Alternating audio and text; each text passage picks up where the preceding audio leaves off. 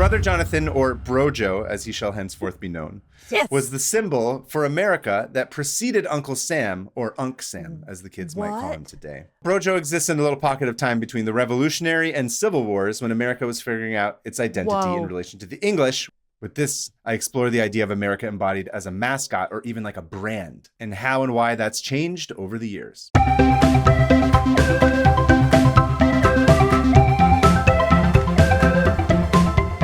Everybody, welcome to 500 Open Tabs. I'm Hannah Hillam. And I'm Kaveh Taherian. Welcome back to the show. Hannah, how's it going? That's always a terrible question to ask. It's just the worst question to ask ever. Yeah, we all know how it's going. Is there another question we can ask now instead of how's it going? How are you coping? How's it coping? Even that's a bad question because it's like, I don't know. I'm living my life like normal. How's the cope? Yeah. How's the cope? How's the cope? That sounds like some of those millennialisms. That's like, how's the cope from all the horrors? The horrors of gestures the world. broadly at everything. I hate that one. Oh, I can't stand it, dude. It's like, stop gesturing broadly and just shut up. Or how's the cope? Doggos? How's the cope? Or what do they say? Doggos. Man, the cope is amazeballs today. Truly, the internets have shown their amazeballness. You pulled that out a little too easily. I'm just going to say I'm a little bit worried at how good you are at that. I was born at the peak of millennialism. All I did was be around people who talked like that. I feel like you should do this for the rest of the episode and watch our numbers go up. Yeah. Should I try to be... Okay, hold on. Cutesy millennial the whole time. You need a glass of wine. You need to talk about true crime somehow. You need to integrate it into it. Oh, you're right. Dang it. Now I'm going blank. I had it. Now it's gone. But anyway, so the cope's going well. The cope... It's going to amazeballs? I hope so. The cope is going fine here, too. No, it's not. Here's what I've been doing to cope. I have been taking depression naps again. How long is your depression nap? Like a 2-hour nap in the middle of the day? I've been limiting it to like 30 minutes because if I do a 2-hour long one, I get sadder. So that's like a depression power nap. That's not a regular depression nap. I'm taking depression power naps. That's microdosing depression naps. So I've been microdosing depression naps, and let me tell you. Hang on, I talk like Gen Z, where they're like, let me tell you together. that, I don't have nails long enough. Microdosing depression naps is the best thing anyone could do for their mental health. Okay. Yeah. But seriously though, it's been nice because we were in college. I don't know if this is how you were, but like in college, I didn't have money, so I didn't have food, and so I would just sleep instead of eat. Oh yeah.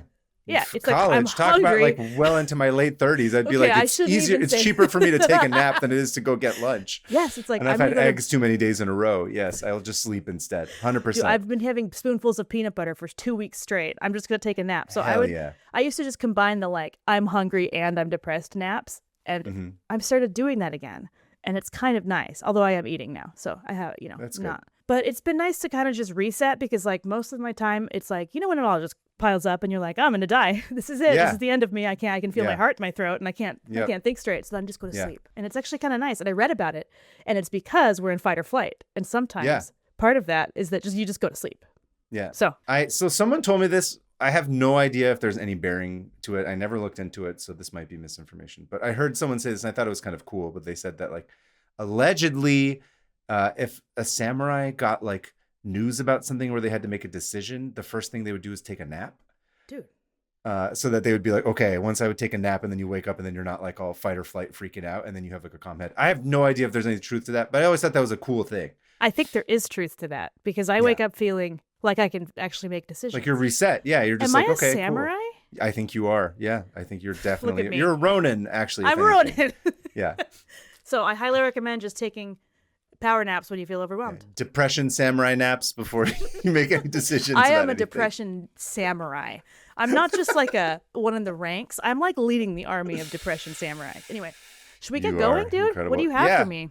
Okay, let's do it. Hold on. Yes. Oakland. If you guys are around Oakland on May 9th and 10th, we are going to be there for Oakland, the very first Oakland Comic-Con. So number one, I actually we don't have our table numbers yet, but it'll be hopefully soon. And if we do have it by the time this drops, we'll put it in the notes. Otherwise, go find us on Instagram. I'm PermaFriends and you're Hannah Hillam. We'll be posting about what table we're at. But I don't imagine it's going to be that crazy. So it's not going to be too many. It will probably be somewhat easy to find us. It's not going to be like New York Comic-Con size or anything like that. But yeah, I'm excited for that one. Me too. I'm excited to come back home and be in the East Bay. Yeah, it's great here. I wonder if I'll run into anybody from high school. They'll just be like, "Oh, you're drawing cute pictures still, huh? I see."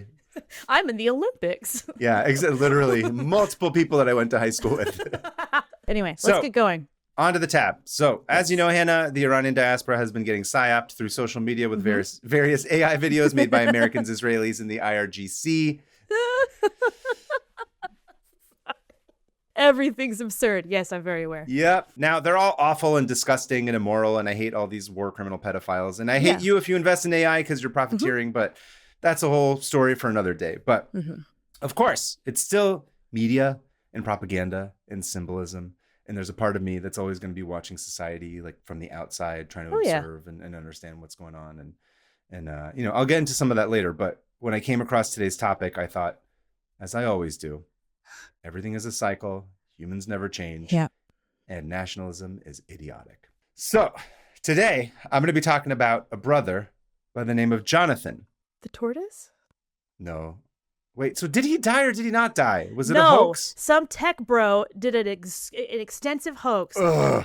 Dude, I actually started to cry when I found out he died. I'm I like, remember okay, you were maybe this texting isn't us. about Jonathan. Maybe I'm also needing a depression nap. But like, I was like, not Jonathan. No. No. Good, No, so it he's was a not dead. hoax. Jonathan's alive. That's a war crime. You should be arrested. 190. For. Yeah, that's Absolutely a war. Take him to the Hague for that one. No, Jonathan. Sorry, I just derailed you. Go on. No, I asked you. I was like, so non-tortoise. Jonathan the tortoise is still alive. Yeah, Okay, great. Jonathan's Okay. alive. 193 and going strong. Our boy. Good. I was worried about that because, you know, I got distracted by other things, you know, mainly about Iran getting bombed back to the Stone Ages. And I forgot to follow up about Jonathan the tortoise. tortoise, because I'd yeah. heard that it was a hoax, but I wanted to make sure. You had different good. things on your mind. Anyway, a brother by the name of Jonathan. And by this, I mean his name is literally Brother Jonathan. Have you heard of this guy? I think I have.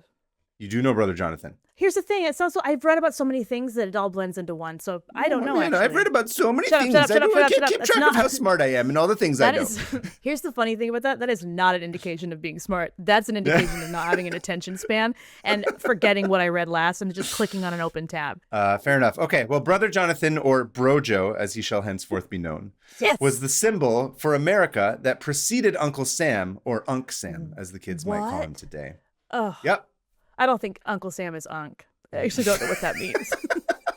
I think he is amazeballs, though. I will say that. Totes magoats amazeballs. Totes Ugh. magoats. Ugh. Let it die.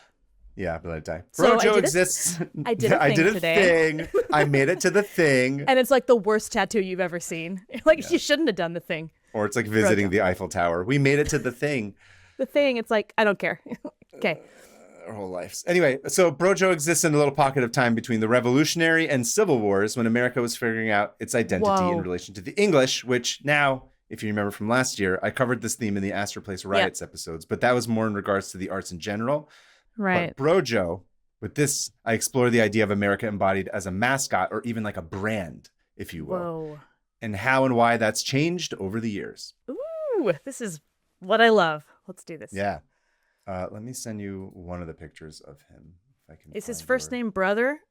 Or is he like Brother religious? Jonathan? Yeah, it's basically Hulk Hogan is the one who made him. How's it going, Brother Jonathan? It's Hulk Hogan, the time traveler. Brother. Here's one drawing of him.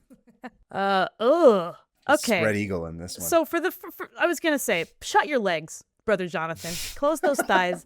I'm a wow, little bit slut shaming I Brother am. Jonathan, dear I'm Lord. slut shaming Brother Jonathan, and I won't stop. Okay. So he is straddling the White House. Is it the White House? Like, Brojo is doing an upskirt shot from the Yeah. White House. Is that the White House? I can't tell. There's a No, I don't train. think that's the White House. It's something. It's definitely something. Well, very You astute. guys have to go look at this on YouTube. Oh my God, there is a train. I didn't even catch the train going between like over where his balls would be. Yeah, the train's like really getting the upshot. It's seeing balls and balls And there's and gooch. dirigibles. There's dirigibles. that say It's quite the image. I don't 1776. actually know who It's, the artist is, unfortunately, but I like his pants. I like his fupa. I like that his thumb is backwards. Whoever did this is not good at thumbs. I like that half of his skull is gone and it's hidden under a top hat. And I like his distant dead stare. yeah. So I should just describe it. He's wearing like a a suit. I don't know. And a bow tie. He just looks like Uncle Sam without like the goatee and stuff. That's He has like basically a what he looks Julian Casablancas look. Yeah, he does Slightly. look crusty. He looks kind of crust alt. Crust punk. Not crust punk, because he doesn't have purple hair. Anyway, yeah, I don't even know how to describe this. He's just straddling a building and earth and a train. I mean, that's There's true. That's Brother correct. Jonathan. There he is. Okay, so now you'd think a symbol of America would have been created by Americans, but what's funny is Brojo actually doesn't start as an American invention. Brojo actually starts kind of as like a parody of America by the Keep Brits. saying Brojo, I can't handle it. Also, like Yankee Doodle. Yes. Okay. Yes, I'll get into some of that too. But so to understand Brojo, first you got to understand John Bull, or Jobu, as I like to call him. Jobu, wouldn't you be Joba? Joba. John Bull, John Joba. Bull. But if it's like BU, you just say boo, like the Except boo, for like Job. Malibu. Oh, I see. Except for Joba. Joba doesn't Jobu. sound as funny as Jobu. Fine, Brojo and Jobu. Jobu. Brojo and Jobu. Do you want to change your Straddling name the to Homer world. Jr.? The kids can call you Hoju. Speaking of being a millennial, I only quote old Simpsons episodes. Sorry, that's That's where more my of brain an rot elder exists. millennial thing to do. Yeah, it's true. It's way cooler than saying Amazeballs. Go on. Okay, so like I said, so John Bull, or Jobu, he's the OG. And he was the symbol of Hannah, your favorite country in the world. And John Bull was created by John Arbuthnot and first appeared in 1712 in his pamphlet, Law is a Bottomless Pit. Great. Already Yeah. off to a good start. So originally, John Bull was a common sense, bro-ass Englishman who just wants to have a beer in peace. He's not trying to be king or anything like that. He's like, I don't know anything about all that, etc., so on and so Yeah. forth. I just want to eat my jellied eel. I just want to drink warm ale. Yeah, I just want to That's- drink warm ale. I'm not going to make beans on toast or Marmite jokes No. anymore because you won't allow me. But you get fish and chips. What am I supposed to say? I don't know. Insert Hannah joke here. I'm gonna drink all the tea I stole from India. How about that? I don't know. The tea is not as like that's I not know. insulting enough. Eating We beans gotta on get to toast. know. Is like, I want to be more. Here's the thing: if we're gonna make fun of Britain, I want to make it hurt. Okay, they're used to the beans on toast thing. you can't They're make fun used of them to because it. they're proud of it. They love the beans on toast and Marmite. That's the problem. Oh, they do. We'll figure it out. We'll figure. Just listen. I'm just gonna say beans on toast because I'm Yeah. unoriginal and I'm tired and overwhelmed, and that's all I can do for this minute. Listen, Please. we're powering through, guys. Please, just push Anyway, through. so he's like a regular guy, or not regular. He's like a middle class regular guy. He's basically like a Democratic voter, allegedly. Washington. I don't care about all that genocide happening. I'm just trying to take care of my community. No, he's not a Democrat. Sorry, he's like a libertarian, maybe. I don't know what I I'm think saying. they're I'm all talking kind out of of the my same ass at this point. at this point. Yeah. Look, all I can say is that he's not awesome sauce. Okay. He's not awesome sauce, exactly. So Washington Irving described him in his chapter entitled John Bull from the Sketchbook, quote, a plain, downright, matter-of-fact fellow with much less of poetry about him than rich prose. There is a little of romance in his nature, but a vast deal of a strong natural feeling. He excels in humor more than wit, is jolly rather than gay, melancholy rather than morose, can easily be moved to a sudden tear or surprised into a broad laugh. But he loathes sentiment and has no turn for light pleasantry. He is a boon companion if you allow him to have his humor and talk to himself. He will stand by a friend in a quarrel with life and purse, however soundly he may be cudgeled. Okay, so he's ride or die, but kind of boring.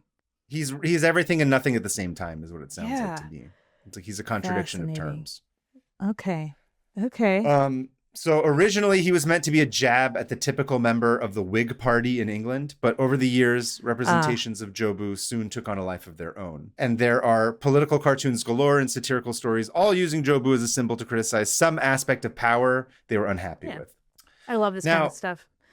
How do we symbolize how do we put all of one type of mindset into one person? It's Into one image or one, Yeah. it's like a meme, right? It's kind of what Yeah. it is. It's like a, political it, oh, cartoon it or a 100% meme is or a mascot. meme. Yeah. Yeah, and the way that it kind of gets taken onto, it's taken on, and then other people will sort of appropriate it and Yep. change its meaning.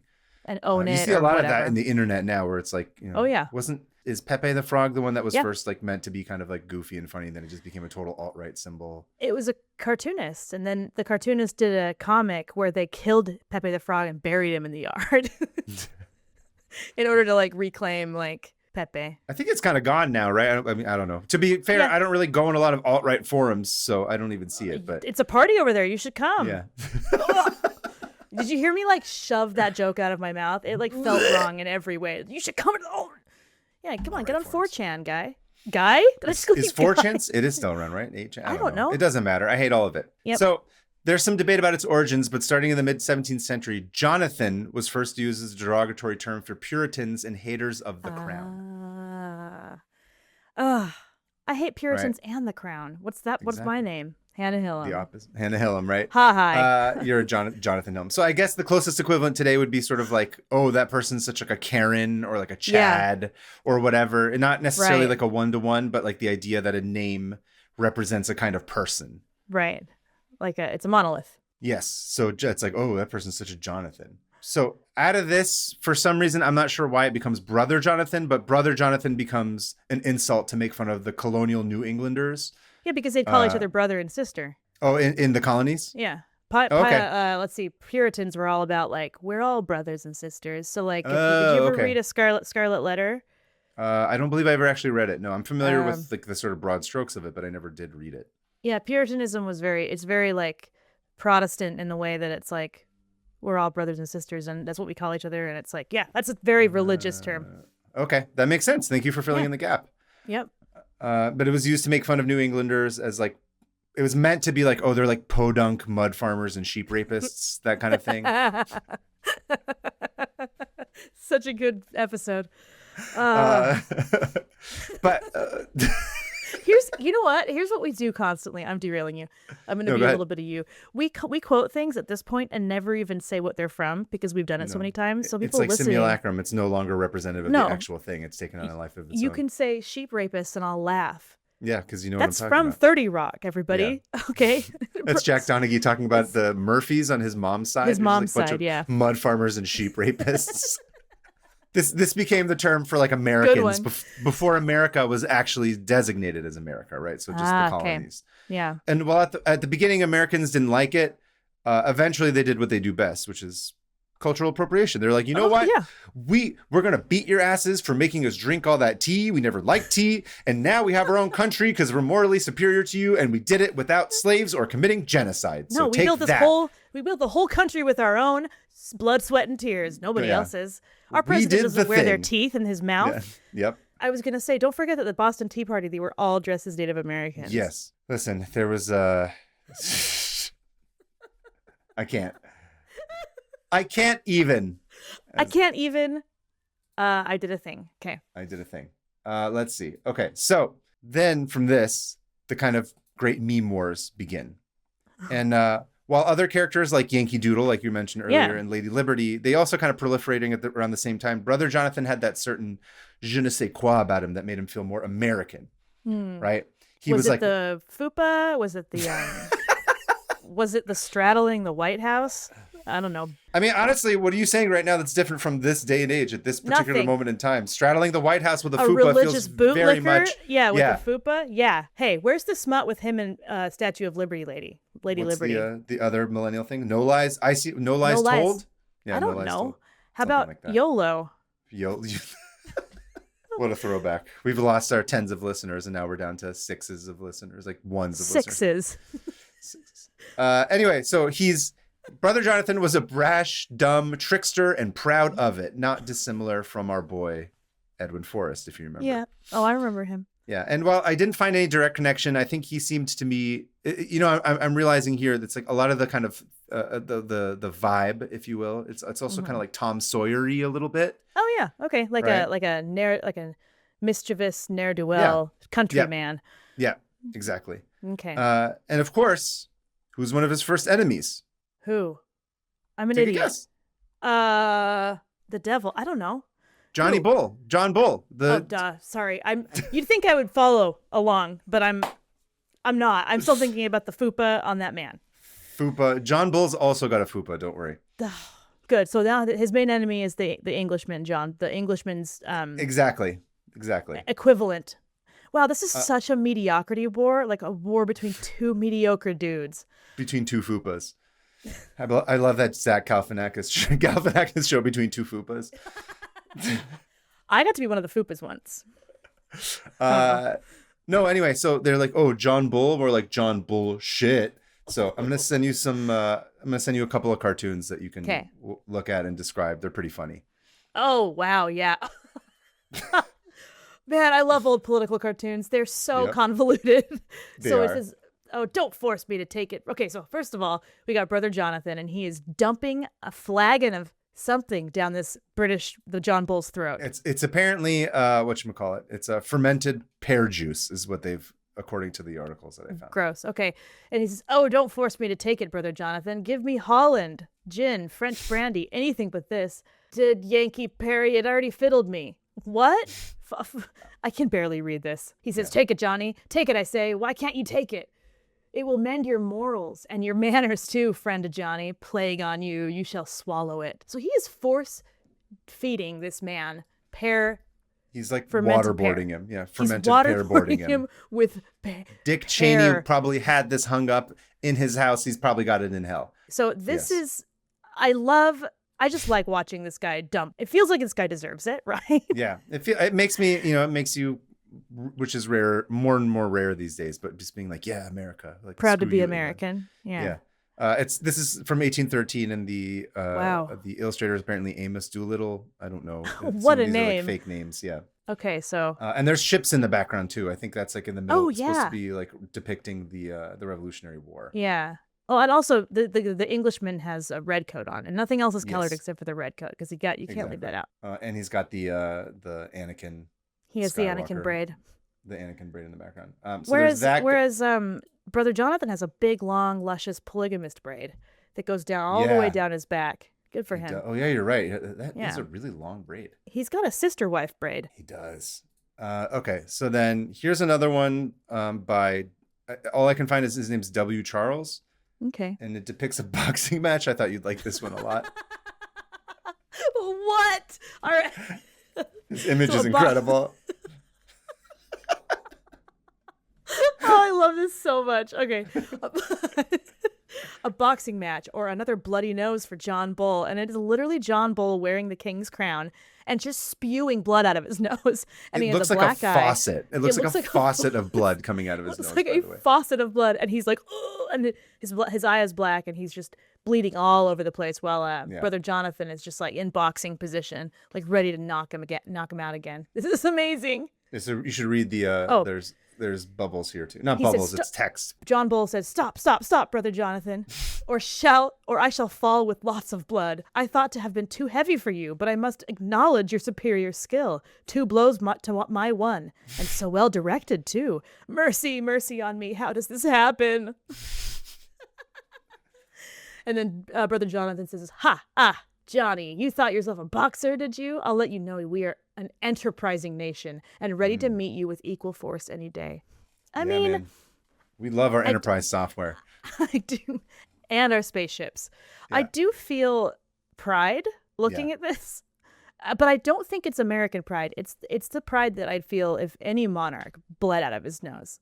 Yeah, you know what I mean? Exactly. Where it's like, yes. I feel human pride, where it's like, punch him in the nose. We hate monarchs. Yeah, down with kings. I don't like them. Down with kings. This is an incredible photo. I thought that was like the one where I was like, oh, if one like Hannah will love this one more than anything, just because of the gushing, the fountain of blood coming from his nose. I've never seen anything that we've seen some weird shit. We even just did the Mike Diana episode, but I'm like, I've never seen that much blood coming out of someone's nose in that comical a manner. It's like. It looks. At first, I thought I was throwing up, and then I was like, "No, it's coming from his it does. You're nose. right. It does kind of look like vomit, but it's literally just nose blood. It's an incredible piece. I love it. And again, also, there's ships in the background. There's only 2. It's not as big, but it's the similar principle where it's like, "Haha, we beat you. Screw you guys." Yeah. Wow. Moving on to the next one. So this is called "Capture of Succession Varmints" by, I believe, Jay Sun. Okay, I love the word varmint. It's a fully country word. Okay. So. I have some context for this. Yeah. But it's supposed to be skunks coming out of his back pocket. Okay. I hate him. Hate skunks. Still smell like skunk every once in a while. Okay. Yeah. So it looks like, is John Bull? So there's words at the bottom, by the way. Do you see the little script? Yes. John Bull is like, has a walking stick and he's looking all affronted. And he's like, what are you about, sir? Picking pockets? And then Brother Jonathan who's like grabbing these skunks out of John Bull's back pockets and being like, don't get wrathy now. You shouldn't be carrying skunks about you, John. And there's people's faces too. It's not like a regular skunk. Yeah, they're not just skunks. It's some person that's they have human drawn heads. As a skunk. Yeah. And so it looks like it's about is this about the Civil War? Yeah. So I didn't really find I don't actually know what the source of this specific image is, but I was reading about it, and I don't want to get into it too much because I might do a tab on it. Oh, okay. But basically, it has to do with the idea of cotton diplomacy. Have you ever heard of any of that? Yes, I have. Oh, you have read about cotton diplomacy. You should do a tab on that. I was like, I didn't know about, it's like, trade embargoes with the South and the North trying to basically squeeze the English and the French into supporting the South, which I didn't know it had gotten that crazy. So I think what he's doing is being like, I don't know why he's taking the skunks out necessarily. I'm a little confused about it, but it's something, I think it's basically like, oh, you're dumb and the Southerners are trying to trick you because you're such an idiot and you don't understand. So we're going to take the skunks out of your back pocket. I don't know why like skunks. Showing the English like, hey, idiots. I can't believe we have to explain this to you, but you're catering to a bunch of Southern traders sort of thing. Yeah. And again, I don't quite know what the, I don't fully understand it. So I'm not going to say 100% that's what it is, but I think that's what it is. I like Brother Jonathan's bell bottoms in this one. Yeah. He's very Kendrick Lamar. He looks better than normal. And he's got his cool sword with him as well. He's got a sword and he's got this fancy little hat. But those bell bottoms are great. Very stylish. He's forward thinking. He is. And he does not appear to have a fupa quite yet, Hannah. I'm sorry for these ones. I'm sorry for body shaming Brother Jonathan, shaming? Everybody. As someone with, I don't know, a fupa. Ignore. But yeah, I'm sorry I body shamed him. But look, don't straddle the White House. So. Exactly. So there's a lot of Brother Jonathan art kind of in this vein, frankly, that I have no idea what any of it means. It seems like it's a little too hyper specific politically for me to understand, but it's still kind of interesting. Yeah. So there's this one. I'm loving these. Which is, it just says GFB is the author. It's like he's standing in front of a republic that says 100 years old. I don't really know. He's looking more like Uncle Sam right here. Yes. He's got there's a naked guy in the background for some reason who's he's nude. He's like, oh, you caught me off guard. And he's all these people are just squinting at this statue of an eagle that says 100 years old, and Brother Jonathan is just like, I'm wearing a star-spangled suit. What is it? If I had to guess, right, I think that maybe in the background, I don't know why he's nude and covering himself with a towel, but that's probably John Bull being like, oh, I'm late. And then Brother Jonathan's like, oh, check me out. It's our centennial. We're 100 years old. And then these are people from a bunch of different countries. Oh, because look, you can see like an Ottoman guy and a Scottish guy and whatever that guy. Wow. That guy looks like he's Dutch in the background with the hat. Oh, for sure. There's a Dutchman. Oh, weird. Okay. Irish. I think that's what it is. I think it's basically like, yo, we've outclassed the English, and look at how much everybody wants to come to our cool. We're only 100, and we're not caught with our clothes girls off. In school. Yeah, exactly. This one is offensive. I honestly do not understand what the point of this one is. There's some subtext here that I don't get. Ew. Yes. Oh, it's very offensive to Africans, and it looks like they're like Democrat. I can't figure this one out. What is this? I truly don't know. It says like the New York World. And there's like Atlas, the Democratic Department, and he's looking around, and I don't know, maybe he's Moses. Maybe he's worshiping. Maybe he's like looking at. I think because he's looking at statues, right? So maybe he's like, oh, I think this might be critical. Actually, now that I think about it, this is meant to be woke for the time, even though it's totally racist. It's like, in its depiction of black people. We should still treat black people with kindness or whatever. That's what this person looks like. It looks like Lady Liberty is like, but these children. And pointing to very offensive representations. And then, what's his name? Jonathan is just staring at these statues. I think he's more interested in the statues of people past rather than, acknowledging the people in front of him who are suffering. I think that's exactly what this is. It's a criticism. Again, it's a criticism. It's hyper gross and offensive, but it seems like it's the 1850s equivalent of trying to be. They're speaking up for black people. So that's what it's at. Full trigger warning when you look at it. Just so you know. That is. Probably can't put this on YouTube. I don't know. Maybe I don't actually know how any of these things get flagged on YouTube. If it's offensive, if it's specifically about something historical versus a good question. Being offensive. I mean, it's certainly we're not putting it up to be like, look at how cool this is. It's like, hey, this is something that people used to do. Yeah. Wow. Anyway, more on that later. I wonder what we're going to be doing where people are going to look back and be like, oh, they were trying. I think they were. I don't understand what this one is.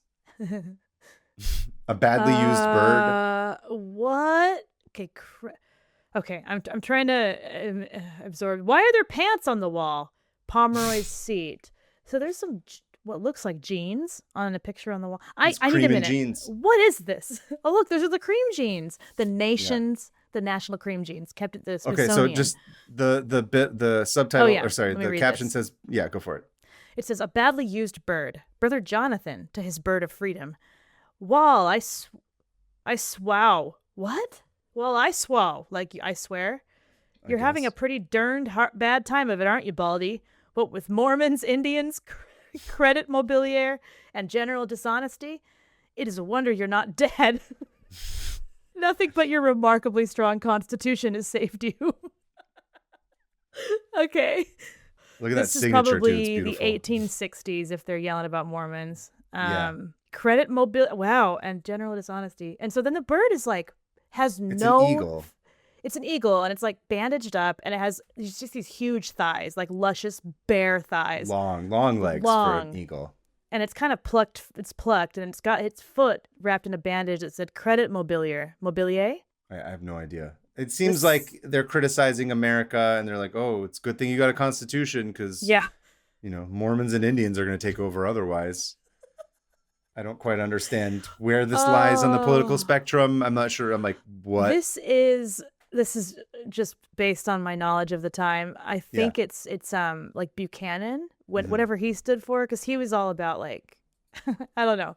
I don't want to go on too much of a tangent, but this is the time when they were like locking up all of us in Utah. Oh, okay. The feds were raiding and trying to get us to not be them, us, whatever, to not, have a bunch of wives. It's complex. There's a bunch of complicated. Oh man, fascinating. Anyway, so that's just a couple of examples of stuff that he's done. I don't have any idea what the shit this one is, but I just thought it was kind of cool. I love the puzzle of trying to figure these out. Whoa! Deciphering political cartoons from 200 years ago.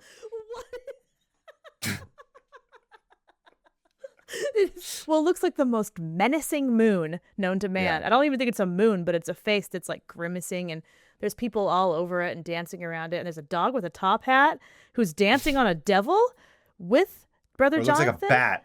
It's a bat. Oh, the bat people, the moon bat people. I don't know. Yeah, and there's like a jester with a knife in his mouth, and then another face that says Union. This whole thing is insane. I kind of want a print of this, to be honest. I want it, and I want to label it with modern day things like here's us, and this person over here is the.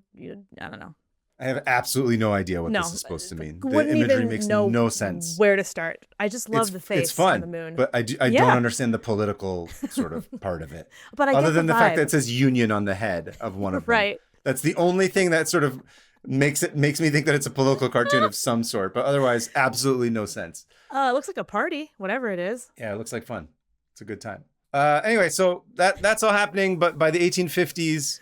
Obsessed with this time period. It's insane. Right? It is fun. We always talk about that, like between in the mid 1800s in America is just do whatever you want. People were doing whatever they wanted. Throwing stuff at the wall, trying to figure out. Basically, between the Revolutionary and the Civil War, America's got that little period of like, just what the hell era. are we? It's like, we're going to start a bunch of cults, get into spiritualism. We're going to make up stories about bats on the moon. We're going to have riots when we fight English people who try and come perform at the Shakespeare. Theater. We're going to genocide people. We're just going to push forward. It's just like all kinds of insane shit is happening. People are all like taking LSD like collectively as a nation at that time. Oh yeah. It's crazy. We were on something. It was nuts. High on our own fumes. Anyway, so by the 1850s, Brojo ironically gets appropriated as the unofficial mascot for the American Whig Party, which eventually rebranded itself as the American Party. Remember, because he started in England, or not him, the Whig, he wasn't. John Bull was. John Bull, right. But so he's this response to John Bull, but then now he's like, hey, we're here for the Whigs. So it's gone through this kind of to the point of what we were talking about earlier, where like one thing can mean one thing and then it gets reappropriated and changed around. And then a few years later, like over 100 years later, now he's like, no, we represent the Whig Party in America as a reaction to the criticism of the Whig Party. Well, it's also so different. The Whig Party in America versus the British one was vastly different. Yeah, that's what I was going to say. So they're being strongly anti-Catholic, anti-immigrant, of course, anti-Black, just super duper racist. And this is interesting because this is the shift that allowed for the idea of Uncle Sam to kind of come in and proliferate and take hold. Okay.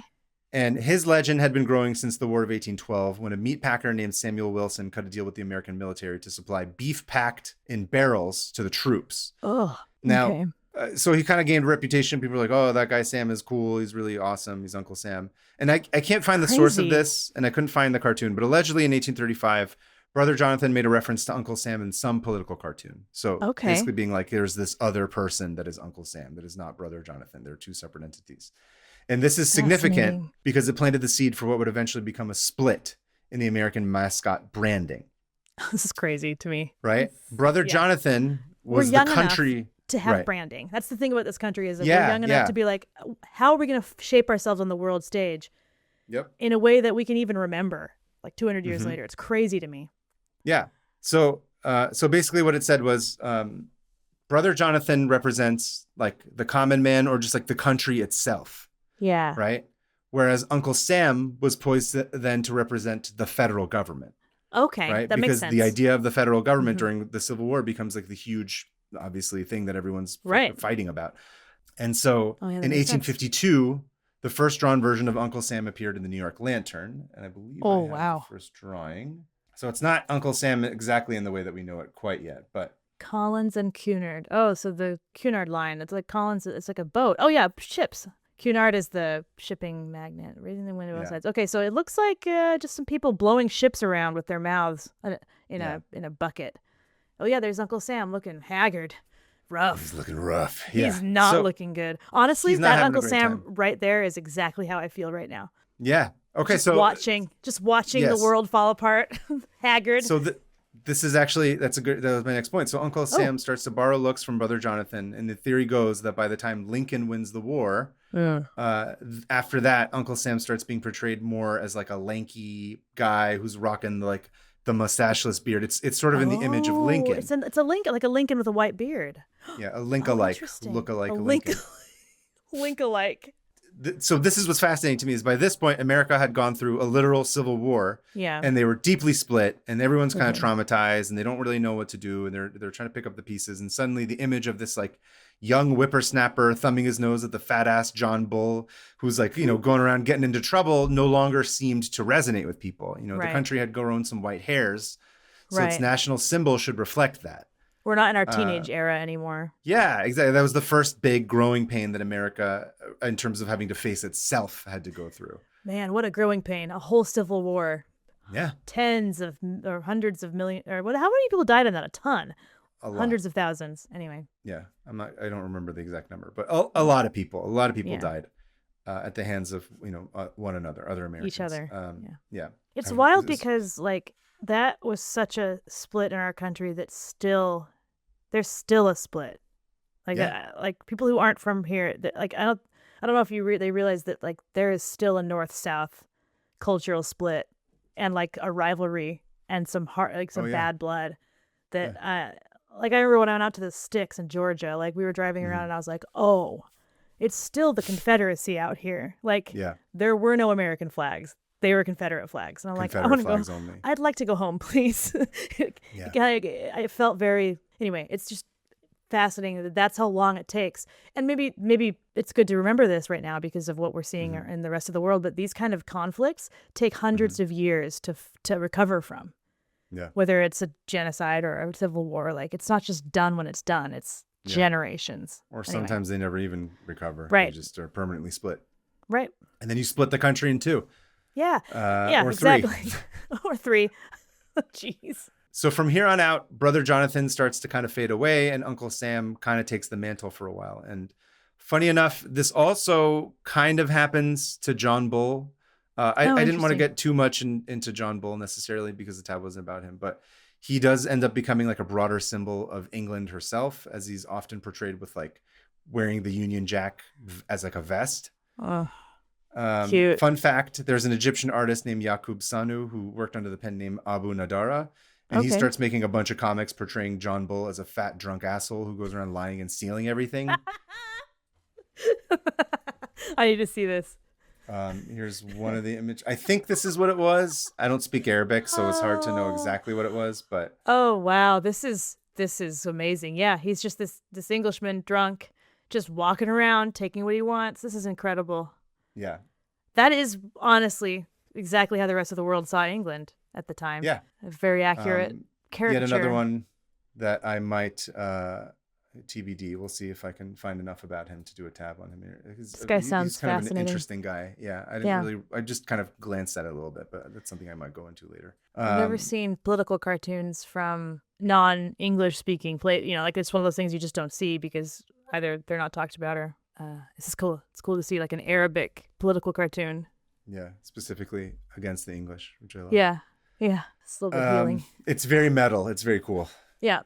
It's awesome. But anyway, so this all kind of, as you know, as we've been talking, it's gotten me thinking about like branding in general. Yeah. Right.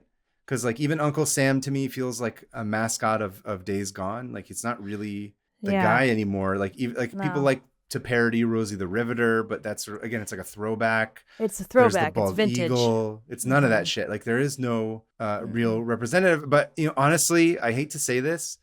But the true, I think this on the world stage in particular, the red MAGA hat is like a undeniable symbol of America now. Like you could go as far as to say that Trump himself is like the American character. Yeah. Right. Trump wearing a MAGA hat is the representative of America because he's like emblazoned on all the posters and merch and memes. Right. It's like that's the image of what's happening now more than anything. In a very specifically tacky American way because nothing's changed, man.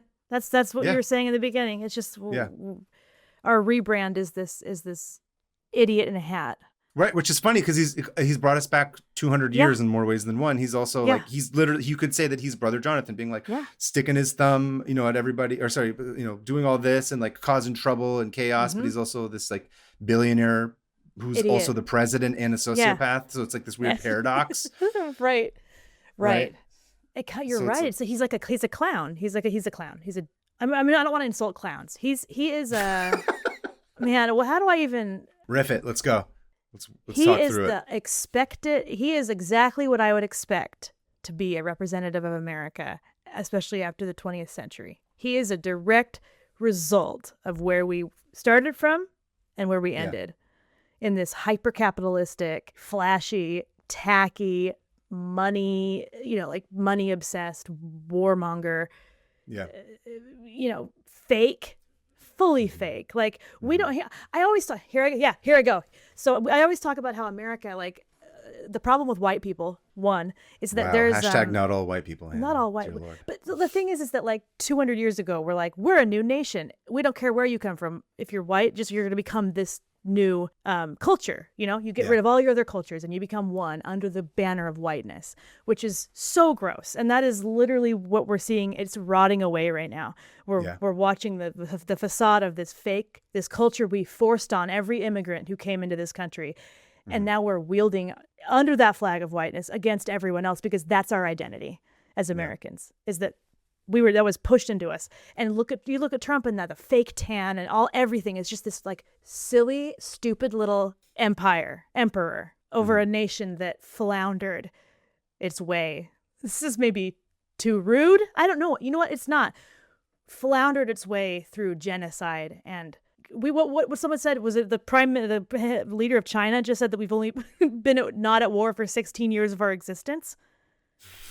Did you know that? About America. Yes. So yeah. I'm trying to form this. I guess what I'm saying is that this makes sense. Mm-hmm.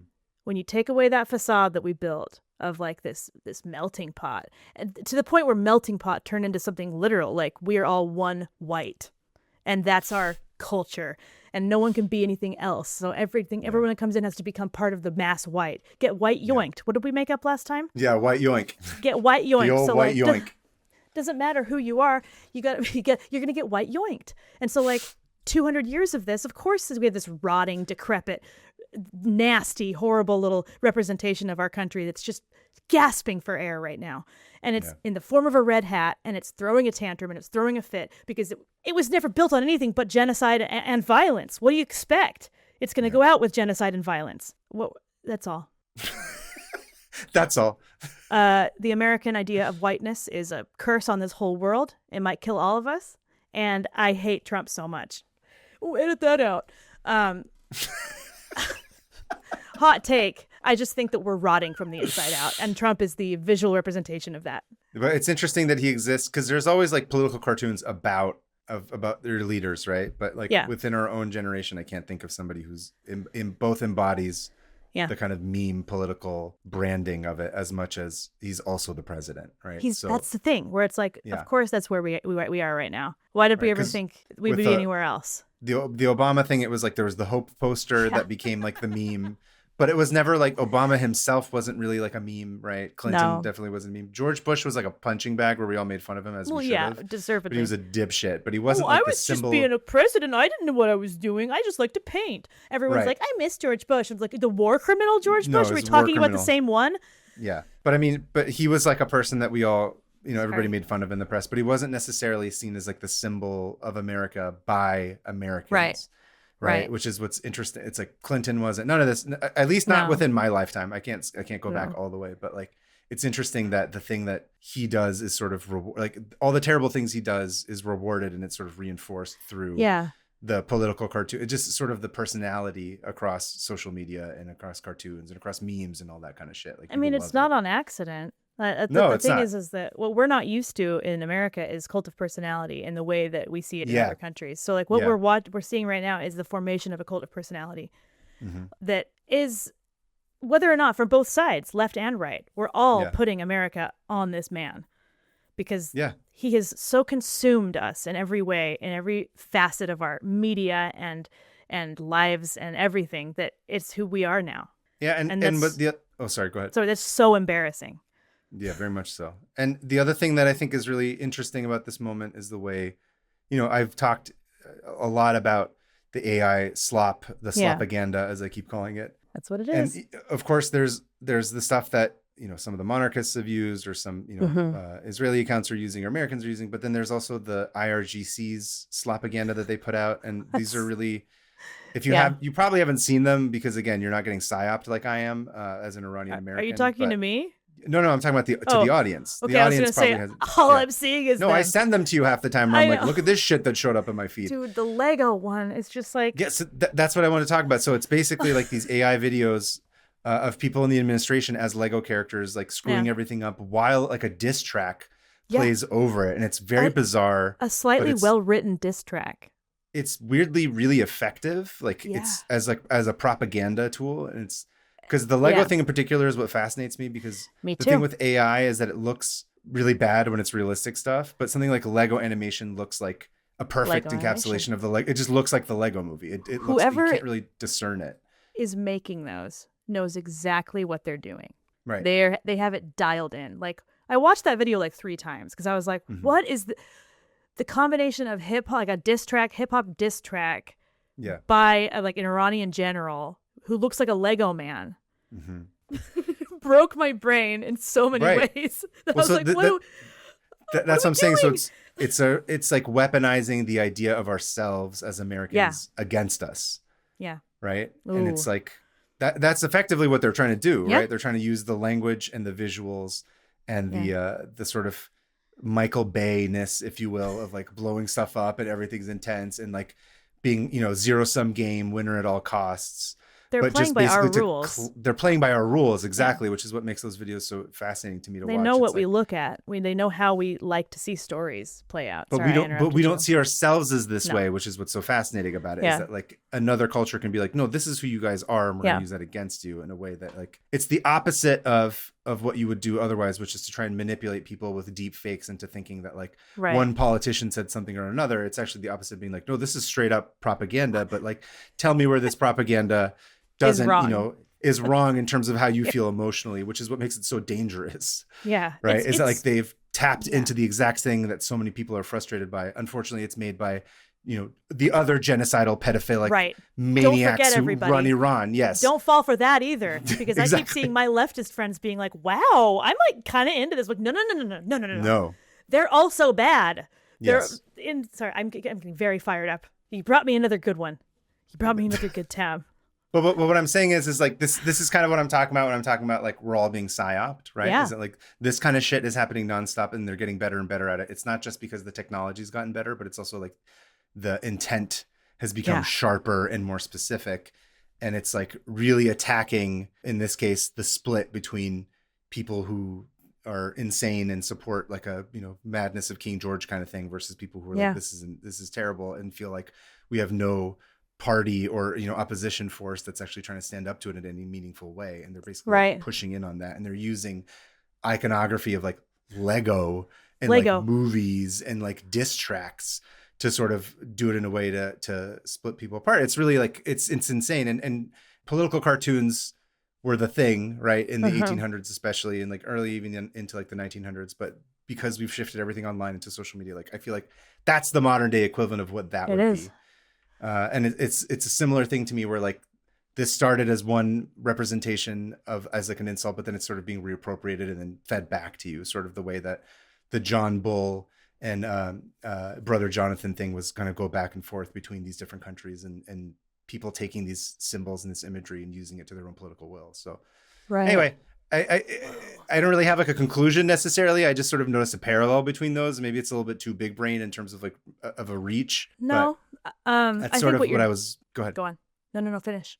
No, I was just saying that's sort of what I've been meditating on, like about this. And I thought, people seem to like our discussion when we did the Mike Diana one. So I was like, maybe we can do a little bit more of this. So what were you gonna say? And I'm gonna try to not just go crazy and angry, because I woke up angry, as I do every day. But what I think is just, I don't think this is like far-fetched at all. I think the fact that we're seeing this, but we still have, here's the thing, as millennials, we still have it programmed into our head that cartoons in the newspaper are a way to understand how the world works, right? Mm-hmm.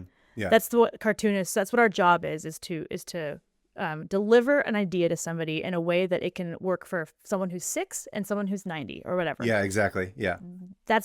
I always say, like, I don't ever price my stuff like out of control, because I do believe that all cartoons and comic strips should be accessible to most people. So I firmly believe that is what cartoonists are, that is our job. I agree. Yeah. So watching somebody, first of all, taint our job. And yeah, I did say taint by using an AI video of Lego. It's exactly what they were doing 200 years ago. They're taking something, the way we understand the world, which is through iconography, like you said, and in this case, through Marvel movies and toys and capitalism and familiar imagery and fast-moving things. And they completely tapped right into it, because it's exactly how Americans understand anything. They dumbed it down. They dumbed it down for us. And I'm not trying to give them a ton of credit. Yes, that's the point. But that's the point. Yeah, exactly. It's fascinating to me. And then we're all just like, whoa, can you believe this? And then I'm watching people like not react normal to it, where it's like, I kind of on their side. I'm like, don't be on their side. What are we doing? Don't be on anybody's side. If they're feeding you this propaganda, okay. I need like, the thing Henry Zabrowski has in Last Podcast on the Left, where they just play calming music. I'm going to my heart is going to like burst out of my head. Okay. Be smarter. Be as smart as we all know you can be, listener. Yeah. Okay. Yeah. I lost the train in my thought, but I think that's a completely normal, like an understandable comparison you made between political cartoons and AI political manipulation. Slopaganda. Yeah. And I think, again, like we talk about how slopaganda it's like the big gross soup that they make using everybody's stuff, and it can be used however they want. However, the person who's creating it, they can wield it however they want.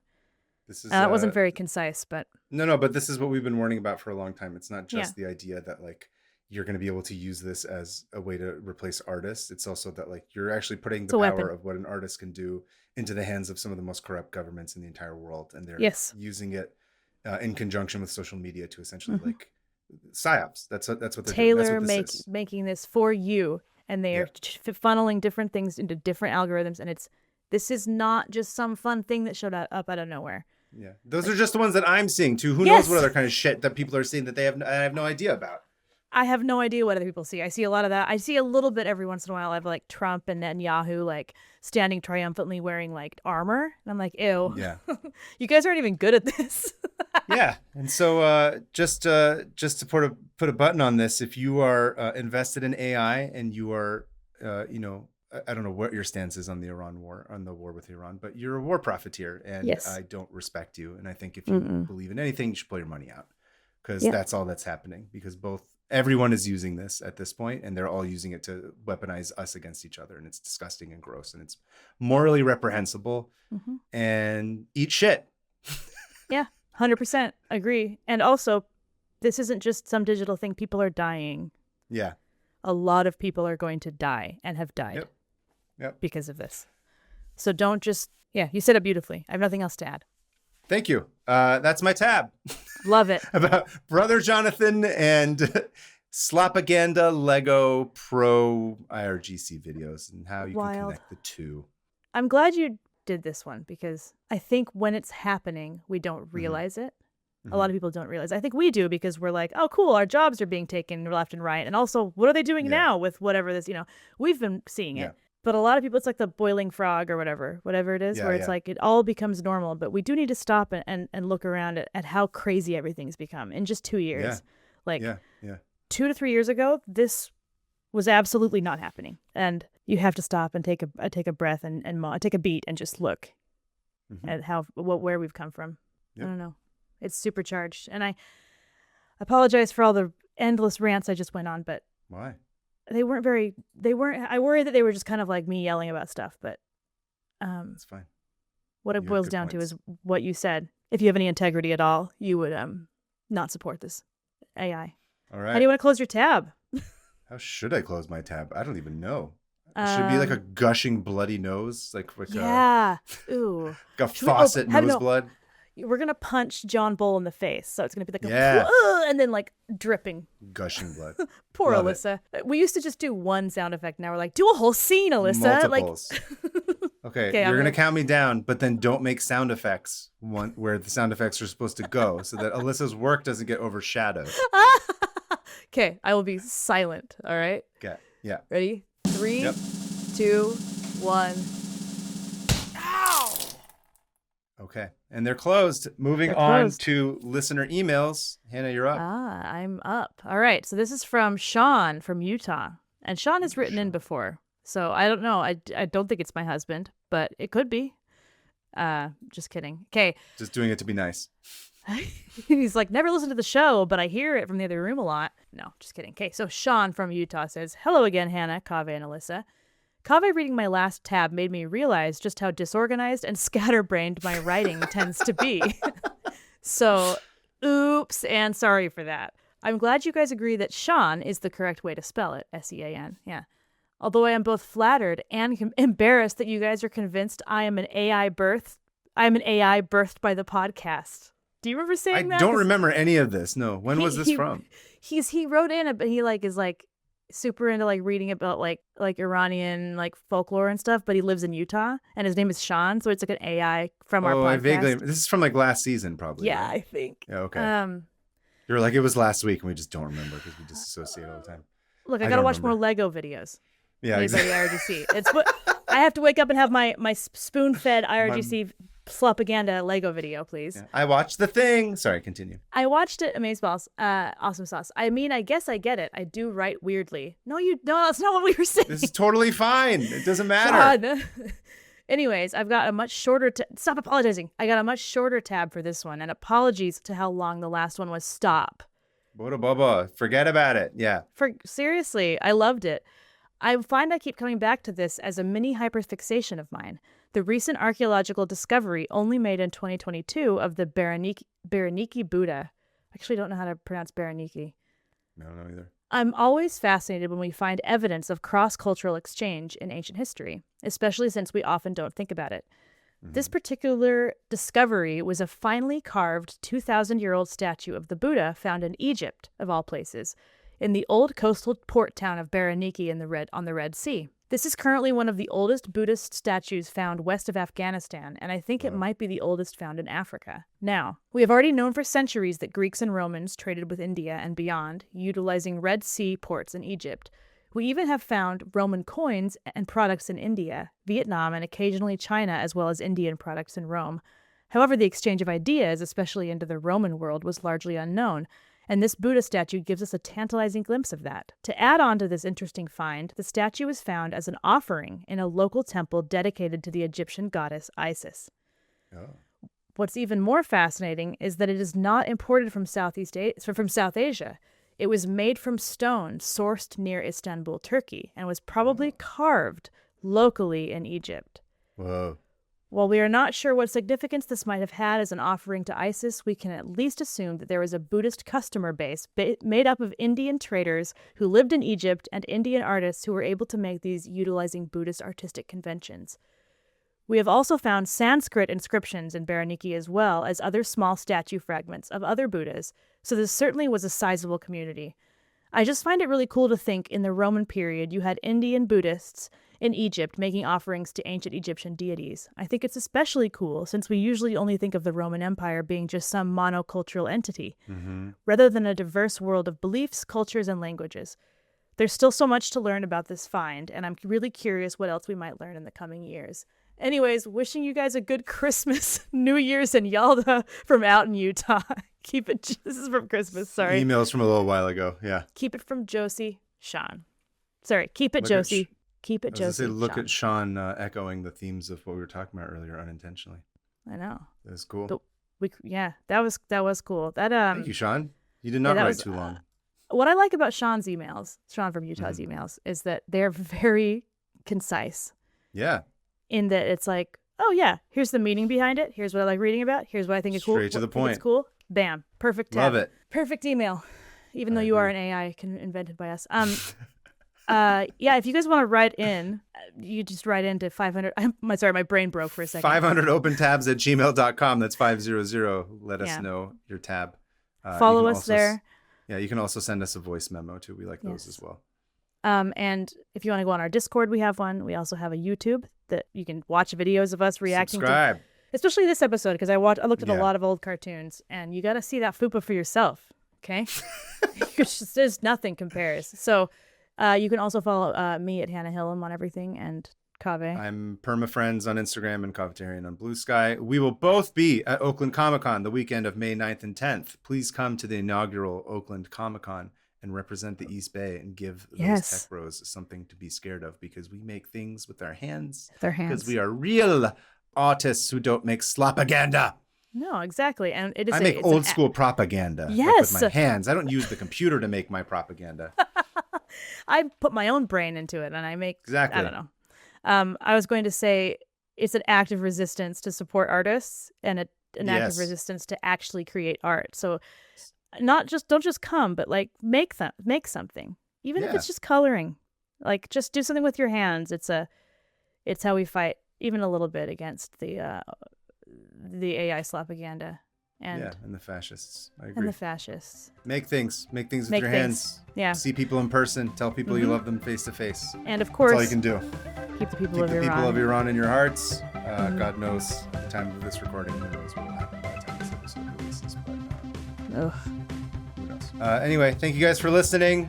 We will see you. We don't have I feel like this season our sign-off's been.